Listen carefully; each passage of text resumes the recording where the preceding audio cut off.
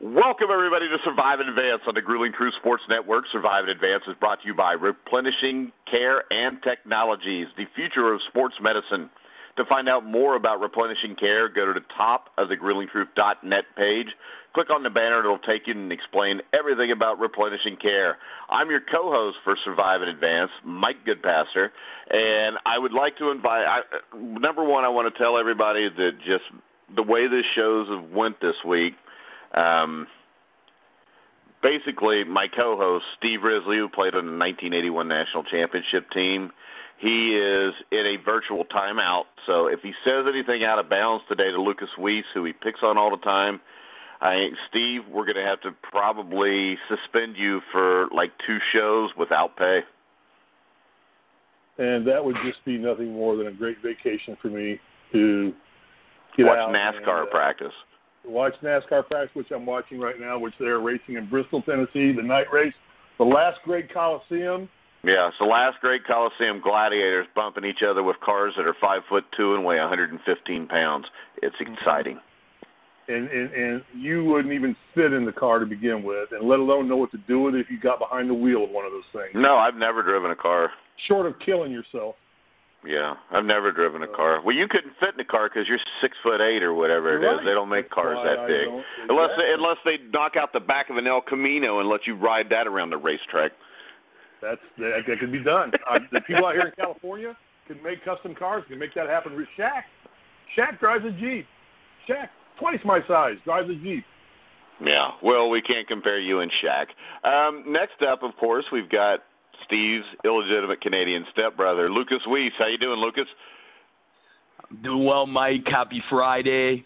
It's going to be a good show today. And Lukas, I know you do a golf show every Monday with Steve Risley. And sorry about that, by the way, but we couldn't find anybody else to do the show with you. And I know that, already this weekend's tournament's already giving you guys something to talk about on Monday night. Well, absolutely. American Brad Snedeker, who's won a few tournaments on the tour, he shot a 59 yesterday in the Wyndham Championship, which is the last tournament before the FedEx Cup playoffs. And, shooting a 59, I don't care what round it is, it's quite the accomplishment. So for those of you tuning in here, make sure to tune into the golf show on Monday. My good partner Steve and I, we will talk about what Brad Snedeker did at the Wyndham Championship, as well as all the latest in the golf world. So make sure to tune into the golf show Monday night. Hey, what's interesting, Liddy, what's interesting about that? He bogeyed the first hole. He did, which is he incredible. Bogeyed the first hole and went on to just start lighting up his putter. And he shot 12 under the rest of the way. 12 under the rest of the way, yeah. And this is a par 70 course, but the big thing is he's only the 10th player in the history of professional golf ever to break 60. The first being Al Geiberger, I think, back in the early 70s. I think Al Geiberger in Memphis was one of the first players ever to break 60, the coveted 60 mark. It's kind of like pitching a no-hitter in baseball, bowling a 300 game. Breaking 60 is one of those rare achievements that you kind of put down on your resume. And like I said, there's only 10 golfers, none of which are our greatest golfers of all time have ever done it. But that's a career asterisk on your name right there to say you shot a 59 in a tournament. But we'll talk about that more on Monday. Let's all right, get on guys. to today's show. Today, our topic are the 10 greatest teams in college football history. Steve, what was your criteria? My criteria was I think you needed to be a national champion or at least tie for a national championship, so to speak. I looked in this category. I looked for pretty much dominance of statistics because there are multiple great teams, and I think the teams that simply dominated an entire season, not just by winning every game, but the fashion in which they won the games, in which they ruled over the opponents throughout the season, was pretty much the criteria I looked at. But, I think he ended up being somewhat declared either a mythical national champion in one year where there was a dispute over the national champion, which both those teams are in my top 10. I think you know what year that is and who the teams involved were. Other than that, it was just statistical dominance over their opponents throughout the course of the entire season, which showed that truly was a great team because they not did it just one time. they repeated it over and over and over again for the course of the entire season. All right, Lucas? Yeah, I mean, pretty much everything what Steve said. I think what I'll add is just, the quality of the opponents that they played, I think is really, really important. I think we've talked about in other sports how, teams, should be rewarded when they win a championship, but have a tougher road to get there and to win the championship. So I definitely want to consider that in some of my teams, but also everything that Steve said. I think there's a lot of great teams, but you really got to look at the way in which they won, and if they dominated, I think you got to really give them that respect. All right. So, Lucas, you want to start us off at number 10? Mike, what's your criteria? Mike, we didn't hear your criteria. My criteria is I took the 10 teams that I thought were the best, and I ranked them 1 through 10. Lucas, who you got at number 10? I got the 1961. Because you are the genius Crimson of you are the genius of college football, right? I am the genius of most everything. Go ahead. 1961 Alabama Crimson Tide.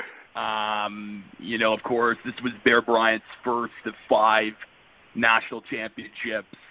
And this year, in 1961, Alabama went 11-0. They racked up 297 points. They only allowed 25 points. They concluded their season with a 10-3 win over Arkansas in the Sugar Bowl. They ranked first in the nation. I start things off with the Crimson Tide, Roll Tide, 1961. All right, I've actually got them higher. Steve, number 10. Tide Alabama. Huh? 51. Okay. I mean, I don't need to duplicate what he said. It was Bear Bryant's first of 5 national championships. Total dominance over their opponents. The big thing was he only gave up 25 points the entire season. For an 11-0 team to win 11 games, giving up 2.5 points a game, less than 2.5 points a game, that's pretty dominant. All right, my number 10 are the 1987 Miami Hurricanes. Miami had been the prohibitive favorite to win the season before. Of course, they lose in the championship game. Vinny Testaverde throwing multiple interceptions. Penn State upset them. But they were coming into the 1987 season losing Vinny Testaverde, Jerome Brown, Alonzo Highsmith. And it looked as if they were headed for a rebuilding season after that disappointing loss to Penn State in the Fiesta Bowl. Enter Michael Irvin, Brian Blades, Steve Walsh. The Canes rolled to a perfect 11-0, headed to the Orange Bowl to face the top-ranked Oklahoma Sooners. The Sooners only lost 2 games in the 85 and 86 season, both at the hands to the Miami Hurricanes, and Miami hit the trifecta by beating Oklahoma 20-14 and ending one of the most unexpected runs, of national championships ever. Because I think this was a team that people thought, like I said, would be rebuilding, and they came out and basically dominated the competition. Steve, who you got at number 9? I've got the 1974 Oklahoma Sooners. Right in the middle of their dominating run throughout the period of time when they went 21-0-1. Over that 3-year run. Team, Barry Switzer coach, Leroy Selman defensively, Dewey Selman, All-American nose guard. Joe Washington, running back, offensive player of the year. Ended up winning the national championship by, I think, a score of, 63-0, I think what it was. Huh? No, that wasn't it. Yeah, no, they ended up winning the national championship that year. Yeah. So I kind of remember. I'm still watching wore gold shoes. I remember that too. You're still what? Never mind. Go on. Come on, 63-0. Where the hell did you get that? No, I was reading about a different team. I was reading ahead about a different team. I'm sorry. My bad. All right. Now, see, I don't have the 74 team that high because when you look at their season, they beat Nebraska 28-14. Nebraska was ranked 6th. They beat Texas 16-13. Texas was ranked 17th. But outside of that, those are the only 2 ranked teams that they beat that season. Lucas, number 9.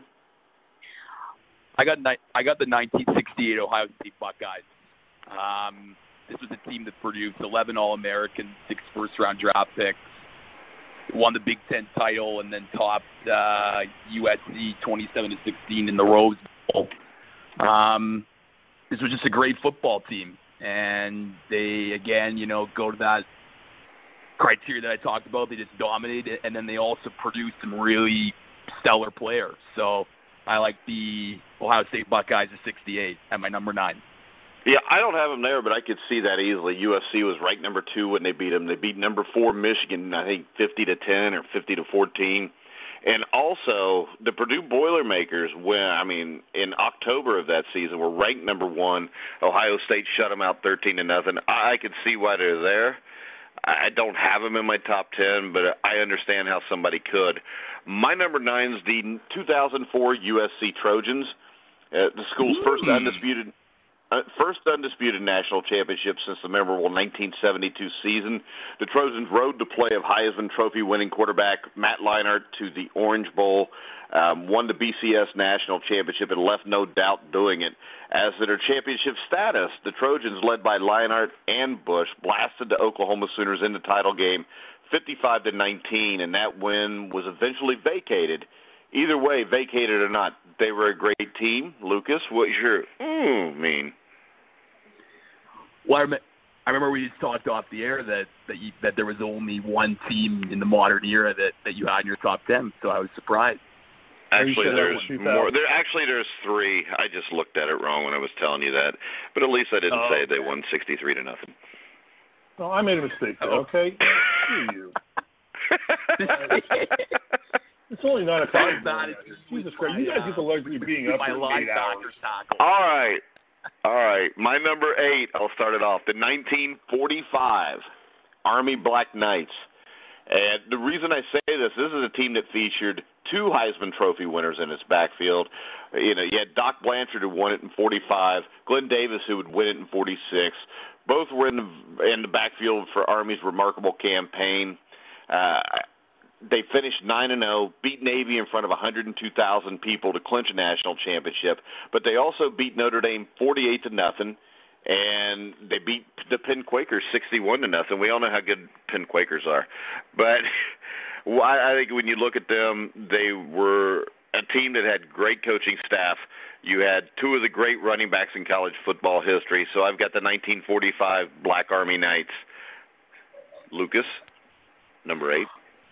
I got the 74 Oklahoma Sooners, and I don't want to repeat what Steve said, but yeah, they were a great team, and just a high quality of players that were, player of the year that year, All-American. I mean, Roy Salmon was the NFL's number 1 pick in 1976, so I got the Sooners of 74 as my number 8. So the fact that they only beat 2 ranked teams, and that was number 6 and number 17, don't bother you enough to move them out of there? No, I think I think they dominate college football, and I think you got some quality players there that had a great college career. So I don't have any problem with that. They had a great season. All right, Steve. It's interesting. Before I go on to give my number 8, I want to say one thing. And you talked about the Penn Quakers. The really thing that's interesting about when I did the research for this and tried to look at various lists, obviously, because obviously I don't know these teams, a lot of them. You're trying to build an opinion. A lot of the teams like Penn and say like the Canton Bulldogs, teams in the early stages are no longer powerhouses. And we mentioned their names now, like on the Penn Quakers. And in their point in time when they were playing, the Penn Quakers. Yeah, the Penn Quakers were a good team. Yeah, they were a good team. So programs have transitioned in and out over the course of time. Now you've got your 10 teams, your 10 big programs are always going to stay up at the top and stayed there. But it is interesting when you look at this. You look at that and go, Penn Quakers? Seriously? Do they even have a football team anymore? And you think of like the great teams of Canton, the Canton Bulldogs and things of that nature, and they're no longer mentioned, and they're not a relevant franchise or program at all anymore. So historically, the Carlisle Indian School with Jim Thorpe. Yeah, the Carlisle Indians were another one. Did they ever play for a national championship? I don't even know if they ever did play for a national championship. I don't even know if they had a national champion that far back. Yeah. I don't know if they did. Well, they did. They had a mythical national. They've always had a mythical national champion. Yeah, which is not a national championship. Right, but but it's interesting to put that out there that as you went through this litany of teams and lists of teams and everybody's opinion of teams, you started seeing teams pop up that you thought, I've never even heard of that team. And then, but you have to realize in the time, it was pretty much East Coast dominated too. I mean, there was a time when Harvard and Yale had great football teams. Yeah. And they were making plays for national champions. And now they're just, Ivy League teams that just have a big game. Yeah, it's like now if you beat Army or Navy, you beat a team that may be ranked in the top 25. But if you beat Army or Navy in 1935, that was a huge win. A great football team. Yeah. Yeah. And obviously we all have, I'm sure we have that Army team in our ranking somewhere. The great Army team was the 45 Army team. They're higher in my ranking. But yeah, we don't realize that teams like Army, Navy, these teams that are out there now are not dominant this day, but in their era, they were the most dominant programs. So for number 8, I had the 68 Buckeyes 10-0 for all the reasons that were said again. There's no sense in repeating itself. Yeah, although I will say that O.J. Simpson told the Buckeyes, "You're the greatest team in the country, the greatest football team he's ever played against." And then he killed his wife. Who you got at number 6, Steve? Yeah. What happened to number 7? I don't know. I thought that was your 7. Was that your 8? No, that was 8. My 8. Oh, that was 8. So what's your number 7? 2005 Texas. This is amazing. In 13 games, this team put up 652 points while holding their opponents to 213. Vince Young was quarterbacking this team. They beat previously unbeaten defending champion Southern Cal in a BCS title game. One of the greatest football games ever played. Yeah. So, but I mean, to put up 652 points, geez, that's averaging almost 60 points a game. In what, 11-game season? Yeah. Yeah. So that's big numbers. Only giving up to that to me is dominance, and that's just a great football team. And it was a great football game. My dad's young enough that I do remember that game. So I had them at number 7. Yeah, you're plenty old enough to remember that game, Steve. As am I, unfortunately. But I've got the Texas Longhorns at number 7 also. When you look at them, they beat multiple teams, including number 1 USC. They blew out number 7 Texas Tech. They blew out number 14 Colorado. They beat Ohio State at Ohio Stadium early in the season by 3 points.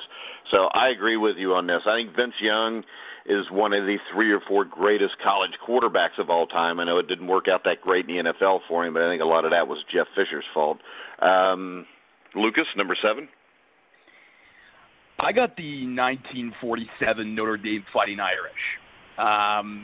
Of course, 1947 was a year where there was a disputed national title. Right. I know that, of course, Notre Dame was the number 1 by the AP at the end of the regular season, but then Michigan forced the voters to reconsider after crushing USC in the Rose Bowl 49-0.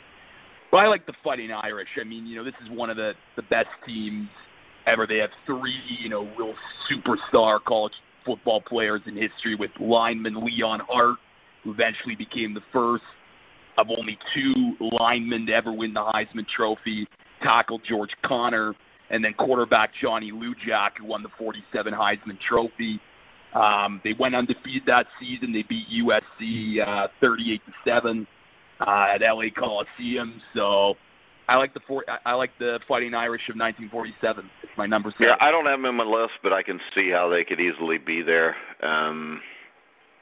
The teams they beat, they were good. I mean, Army, we already talked about how good they were. They blew Army out by 20. They blew out USC, who was ranked number 3 by 31.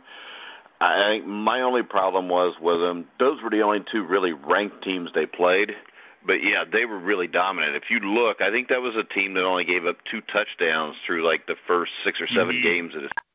And I think the most points they gave up in a game was like 19, and that was, I think, Northwestern, who gave them their toughest game that year. Yeah, you're right. And so, I mean, they were a great team. All righty. Number 6, Lucas. Hasn't no one else done their number 7? I did number 7. Me and Steve both had the same team at number 7, the 05 Longhorns. Oh, true. So my number 6 is the 05 Longhorns as well, for the reasons that you guys mentioned. And I will say that I was just at the age where I can starting to remember watching sports games, and I do remember watching that great Rose Bowl between USC, arguably the greatest college football game ever played. So I like the 05 Longhorns in my number 6 spot. All right, Steve? I had the 47 Notre Dame team at number 6, and you know, I know we flipped between them and Texas back and forth. I probably just put Notre Dame number 6 because I'm a bigger Notre Dame fan than I am a Texas fan. What year did you have at number 6?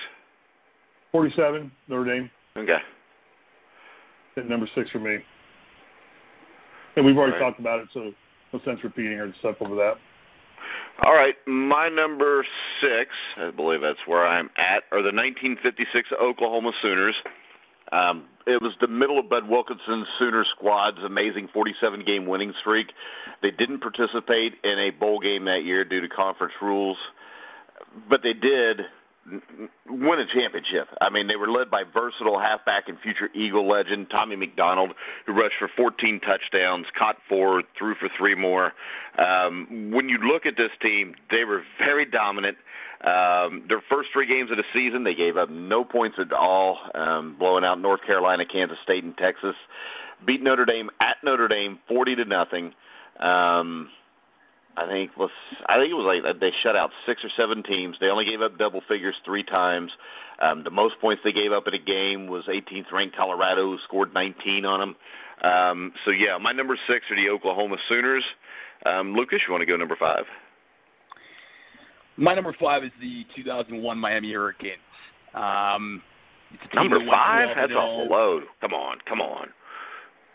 No, I think there's better teams in my top 4. I think this is an all-time great team, but I want to really respect the historical teams in the top 4. And I think when you look at Miami, an average margin of victory of 34.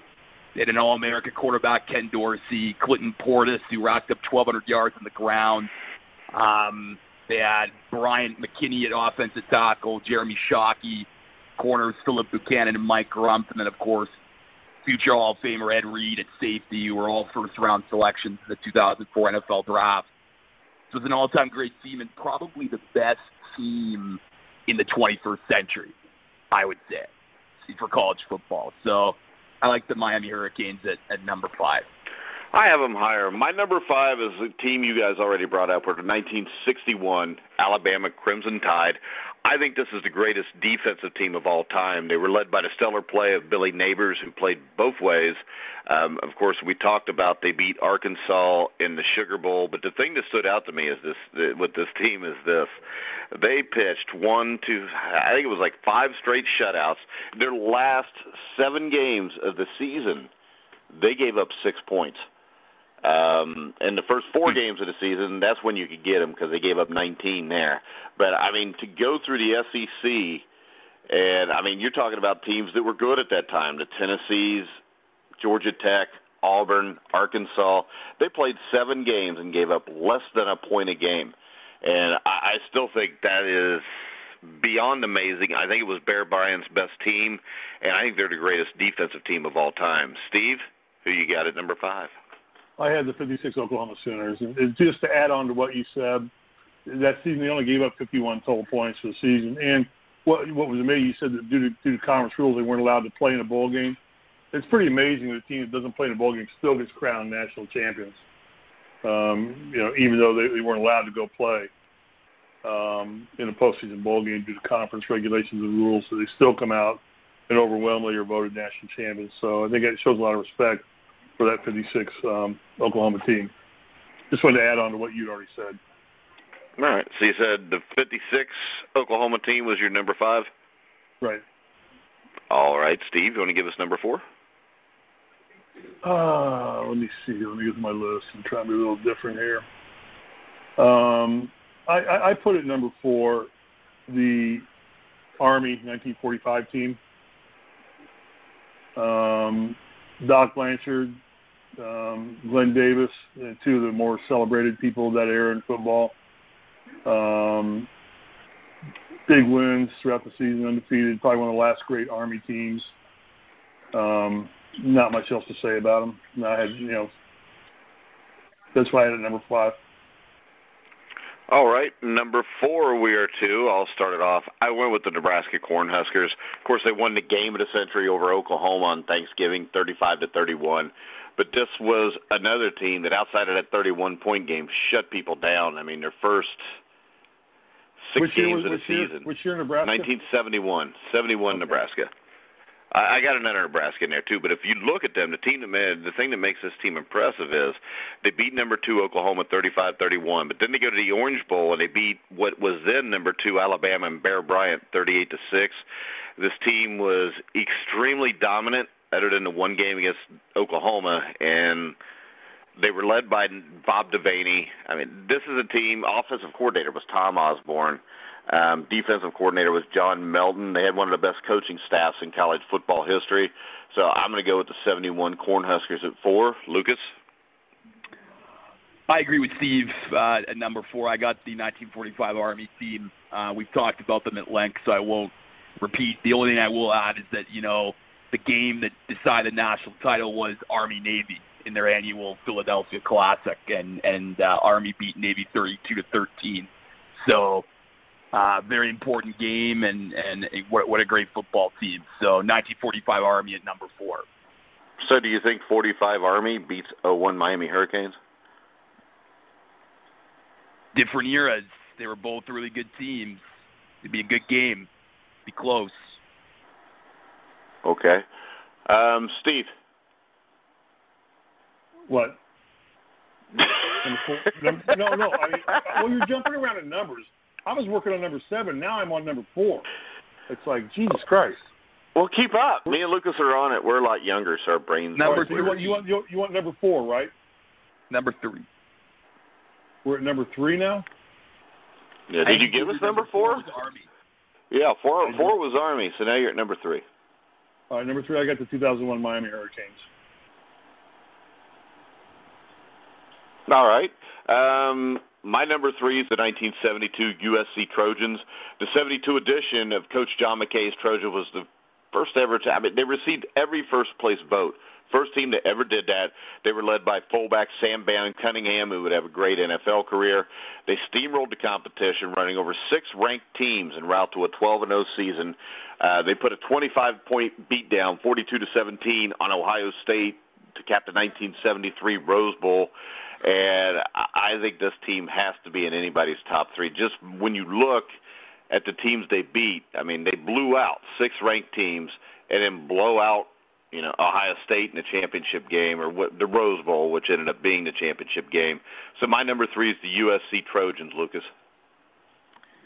My number 3 is the 71 Cornhuskers.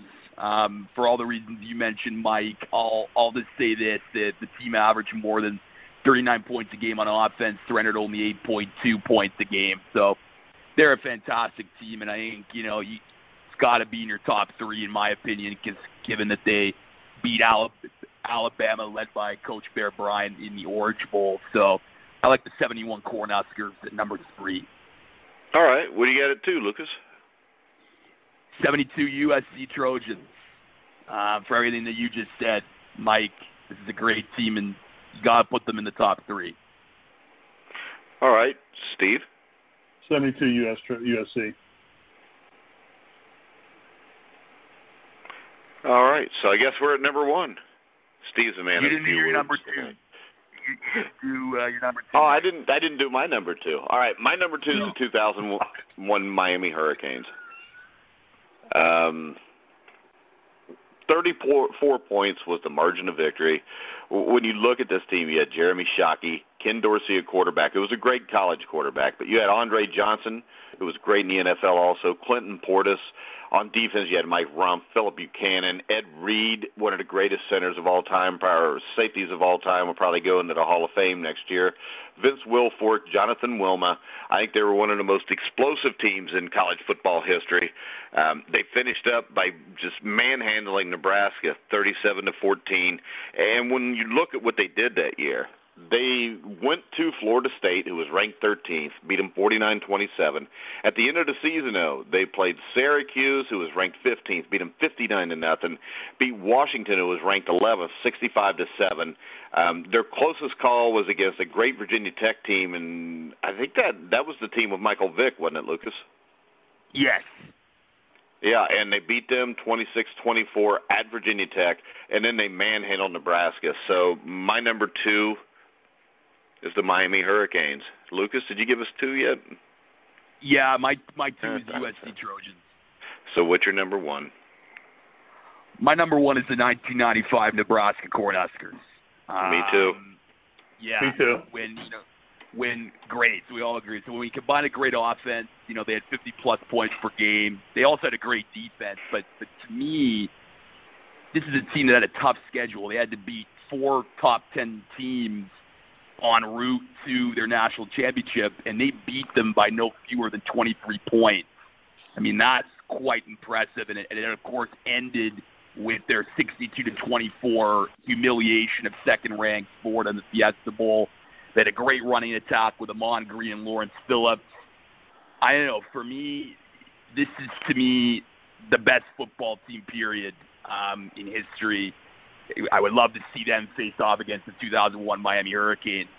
But anyway, I like the 95 Cornhuskers as my number 1. Yeah, and the reason I got him number 1 is what you said. Charlie McBride was a great defensive coordinator, but I think Tommy Frazier is the greatest college quarterback I've ever seen.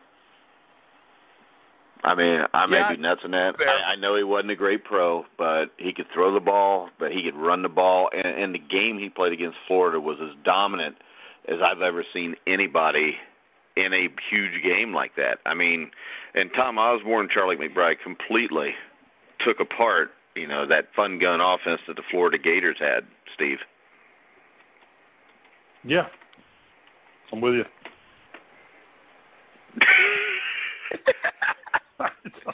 I can't add it what you guys are saying.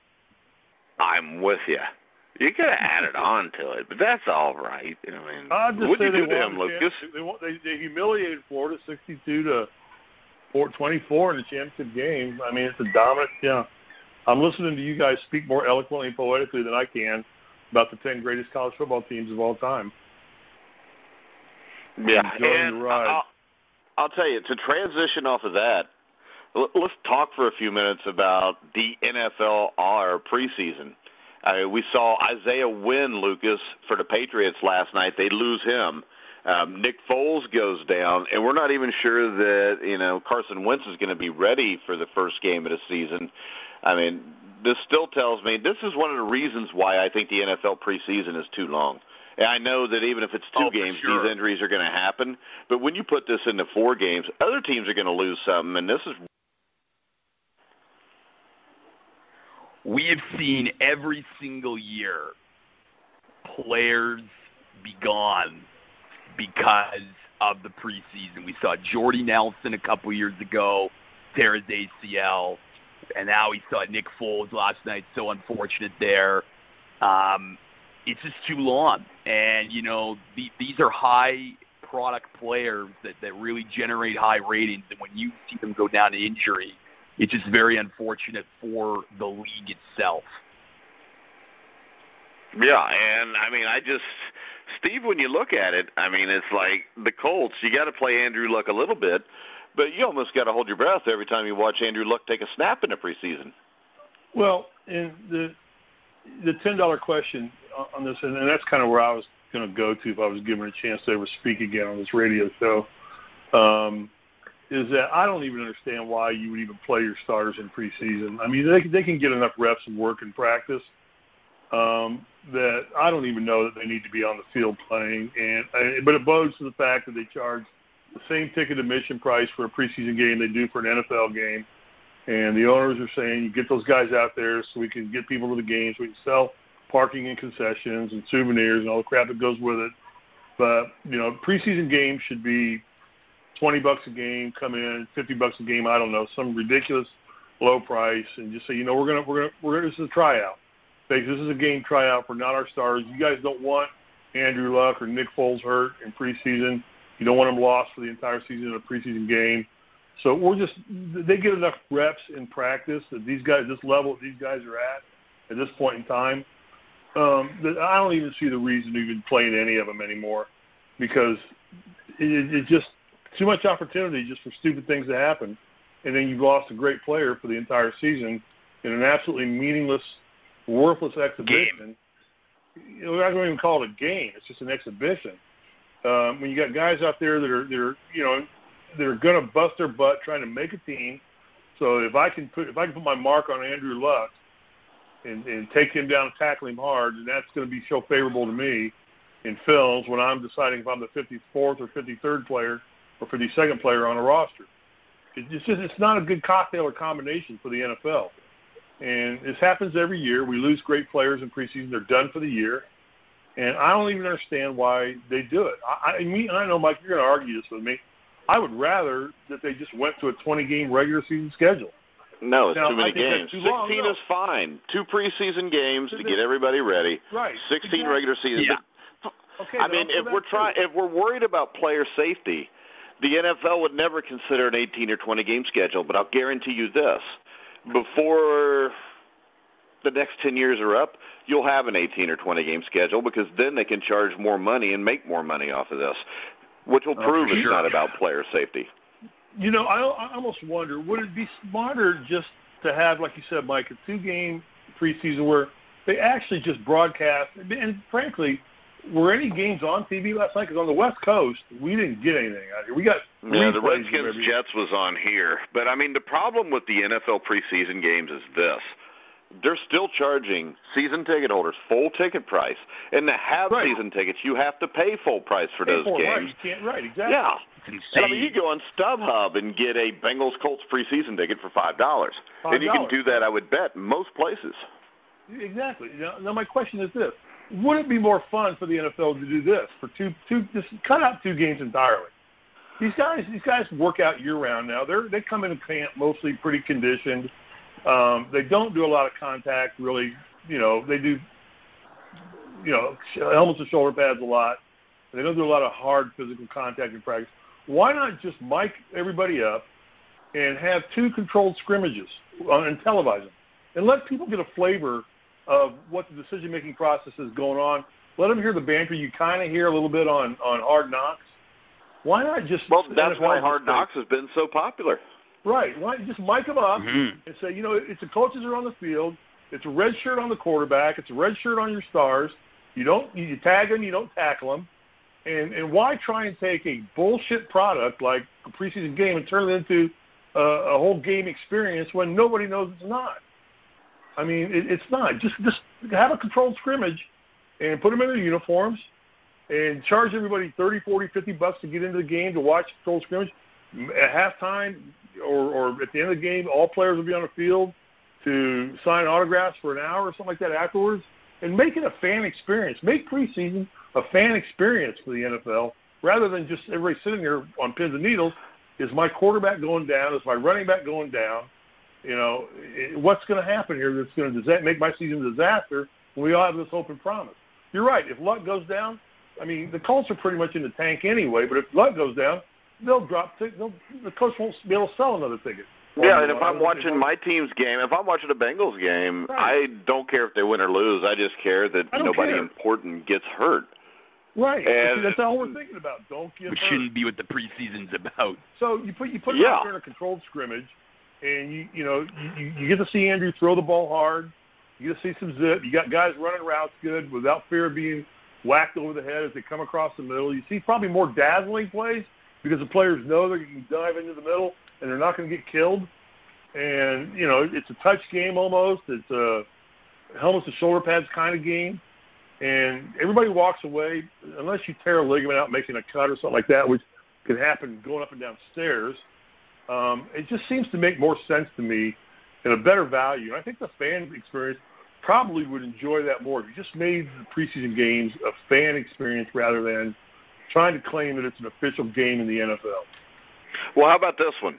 We've got more NFL news, and I think if anybody's given out an NFL award for disingenuous general manager of the year, the early front-runner has to be the Denver Broncos' John Elway, because I know when you get on social media, you'll see Elway Kaepernick had his chance with the Broncos.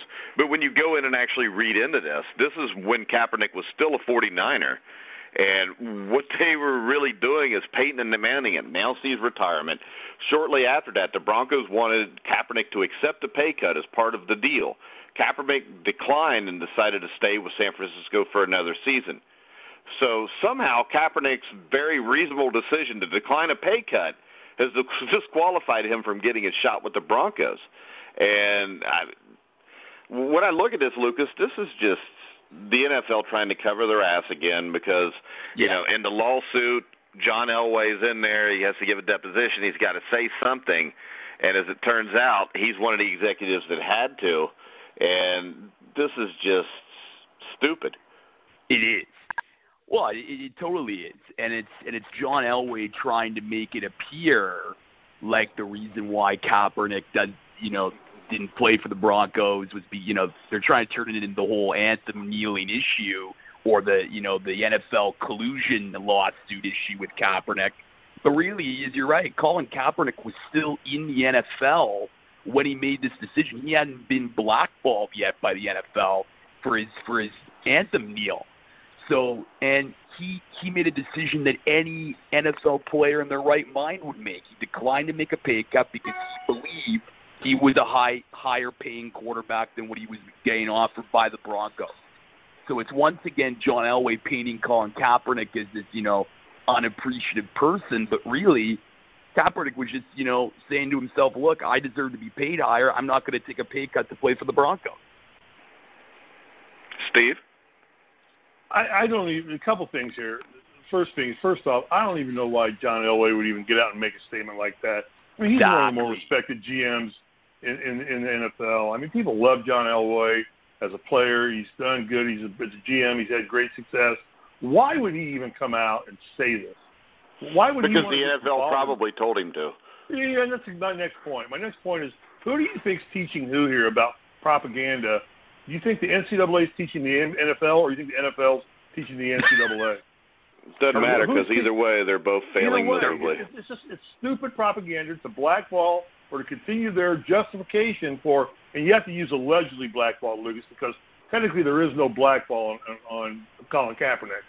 There is no such thing as a blackball. That would be collusion, and they would never admit to that. So it's alleged what we consider blackballing, but it's totally, it's like, I almost feel like the NFL said, hey, come out and tell them that you tried to give him a job and spin it, and maybe nobody will pick it up.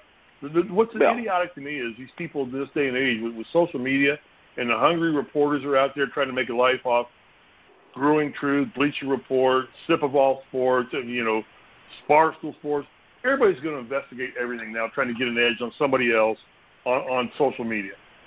And you can't take a dump anymore with people not knowing what color it was.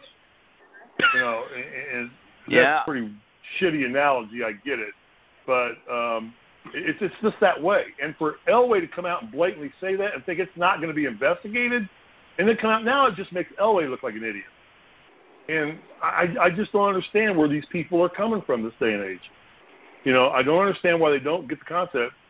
If you lie, you're going to get caught today. It's not like 1960 when Jack Kennedy was president, and they could lie to their teeth. Yeah, but you know what? We also live in a world, Steve, where people will just read the headline on social media, and then they'll repeat it, and then you'll see it all over the place. And you're exactly right. That's what happens. Yeah. I'm not so sure, had I not been in a position I'm in now where we're doing this show, and I tend to read everything to drill down to find out, so at least I'm somewhat intelligent on everything but picking the top 10 college football teams of all time, which I'm a total moron on. I admit it. All right? It wasn't my gig. I didn't really care. As far as I'm concerned, the greatest college football team of all time was the 1967 Indiana Hoosiers, who freaking went to the Rose Bowl game of all time. All right. Who coached them? John Pond? Yes, there you go. Yes, there you go. See? So I know what I know. I live in my own universe, kind of like you do. So, but lost to USC 14-3 with O.J. Simpson. Yeah, but if you don't read down and dig into this, but I cannot believe that somebody like John Elway wouldn't think somebody like a Steve Risley or a Mike Goodpaster or a Lukas Weese is going to click on the link and read down. And that person is going to get on social media, and it's going to start getting repeated, picked up. to where now, like I said, Elway looks like a putz. And he's tarnished his reputation now over something that he probably really doesn't even give a damn about. He doesn't want to be a part of. But this is the propaganda machine of the NFL. Yeah. You know, at some point, you just got to stop holding grudges and let it go. You just got to stop holding grudges and let it go. It's a whole deal with the take a knee thing. Let it go. Just let it go. If they want to take a knee, let them take a knee. It's within their constitutional rights to do it. Let them do it. Move on. You know, all right, guys, we're going to go ahead and wrap up the week now. Steve, any final parting comments? Yeah, it's the same thing. If you just would quit talking about Omarosa and her book, Unhinged, she would have nowhere to play. But every news media outlet now is bringing it up and they're playing right into her stupid hands. Everybody, including Trump, is playing right into her hands. It's the same thing. Everybody's playing into NFL's hands right now by him coming out and saying this. Now the NFL's, you know, it's amazing to me. It's amazing to me how this country is so involved in packaging and not really involved in substance. All right, that's Lucas. why the Kardashians do as well as they do. Because they are all about packaging. Lucas? Yeah, I agree with what you said, Steve. I just think at the end of the day, you know, it just goes back to just letting things go. And unfortunately, the NFL is just in a position right now where they're just going to ram this story of Colin Kaepernick down everyone's throat. They're not going to let it go. And they're just not going to let it go. So stories like this John Elway thing are just going to keep continuing to happen because the NFL is just a propaganda machine. So, but regardless, Lucas, I think this. I think right now, Colin Kaepernick came out and said, you know what? I believe in my cause, but I believe I want to play football more important than my cause. I believe there are probably 10 or 15 teams that would pick up Colin Kaepernick today. But would they be allowed to? Yeah, would they be allowed to? $10 question. But I think there are 10 to 15 teams. See, they might be now just because then that maybe would kill the collusion thing and make it go away. Right, yeah. But it would make everything go away. But it's his choice not to do that. He chooses to sacrifice his football career to hold true up fast as the least. I applaud him for that. You know, so I respect that he wants to do that. But if he just would come out and say, I've given it thought, I think I've stood my ground and stayed my course on the take a knee thing, I want to go back and play football and help a team win a Super Bowl. I think that guy would be on a roster in 2 days. He had a QB he had a TD to INT ratio of 16-4, 4-1. Yeah, on a 90 passer rating. Right. Yeah. Yeah. In 2 days, he would be on somebody's roster, and he would be probably with a little bit of a guaranteed contract because he probably would want some kind of guarantee that he's not going to get just made an example of and then dumped in the last player pick. If I was his agent, that's what I would demand. No, you're going to pay and you're going to keep if we're going to sign with you because we're not going to let you make an example of him that he wasn't any good anyway. That's exactly what the NFL would try and do to him. They say, go ahead and try out. That's what they've already said. It's what they've already done. Yeah, you can go try out for the Colts, so we'll see so that you're cut. So then we'll just you played into our hands now because now we said, you weren't good enough anyway, so what are you crying about? Go back, don't worry about your taking a knee thing. He's a good quarterback. He's a great quarterback. He took a cause. He fought for his cause. He sacrificed for his cause. And you ought to respect that and just go on and give the kid a chance to play football. All right, guys, we're going to go ahead and wrap it up. I want to remind everybody you can follow us on Twitter at Grueling Truth, also at Survive the Magic. You go to Facebook, find the Facebook group for Survive Advance, also for the Grueling Truth. I want to thank Lucas for coming on for most of this week and taking all the verbal abuse that Steve Risley gives him. I'd like to apologize to Lucas for that. Lucas, why give you verbal abuse? No, it's more Mike, but anyway. Yeah.